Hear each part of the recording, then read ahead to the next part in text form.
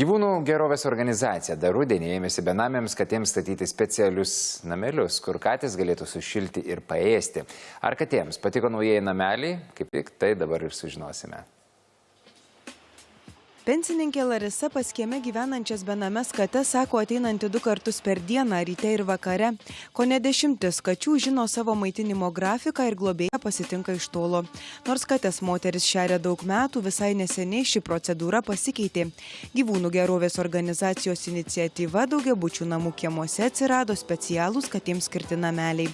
Šios vietos tapo ir oficialiomis jų šėryklomis. Kai atsirado šitą vietą, tai žymiai palengvėjo man šėrimo tas procesas, kadangi daug žmonių yra nepatenkintų, kad po jų balkonų yra šeriama.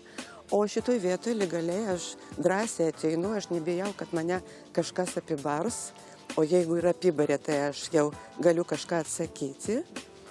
O anksčiau tai po balkonais, aišku, aš klausdavau žmonių, ar leidžia, ar neleidžia, buvo tokių, kur sutinka. Gyvūnų globėjai pastebėjo, kad dauguma benamių kačių pasmerktos taip gyventi. Sulaukėjusios jos sunkiai prisitaiko uždarose patalpose, todėl gyventi gyvūnų prieglaudose joms itin sudėtinga. Nutarus taip jų nekankinti, benamės katės vakcinuojamos ir paleidžiamos į laisvę. Tačiau čia joms iššūkių tampa šaltas klimatas, maisto stygius ir kai kurių daugiabučių namų gyventojų elgesys. Tų beglobių ir benamių kačių prie daugiabučių yra daug ir jų vis dar yra daug ir nelabai kol kas mažėja, nes yra daug ir išmetamų kačių, naujų atsiranda. Ir yra daug žmonių, kurie tomis katėmis rūpinasi, vadinasi, stato kažkokius tai savadarbius namelius, savadarbės dėžes jiems peržiemoti, kad jiems nebūtų žiemą šalta. Ir kartu turim ir kaimynų pasipiktinimą dėl to didelį, dėl netvarkos, dėl tų šlapių dėžių besimėtančių ir taip toliau.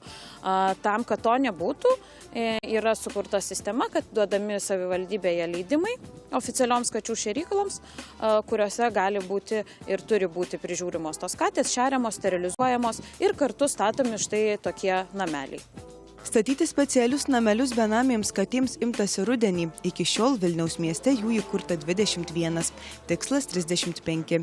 Čia kates kasdien šeria savanoriai. Nameliuose yra ir šieno, todėl keturkojas čia gali sušilti, pasislėpti nuo lietaus.